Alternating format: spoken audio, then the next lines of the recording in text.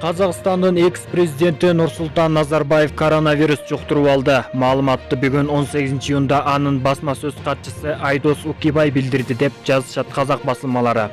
Учурда Нурсултан Назарбаев өзүн өзү изоляцияга алды. Ал акыркы жолу тапшырган тесттин жыйынтыгында коронавирус илдети бар экени тастыкталды.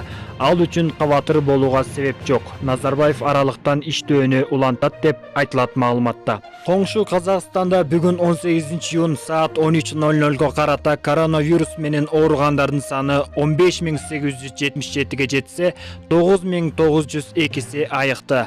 Каза болгондор 100гө жетти. Бул маалыматтар интернет булактарынан алынды. Сиз биздин каналда алгач ирет болуп жатсаңыз, анда каналга катталыңыз.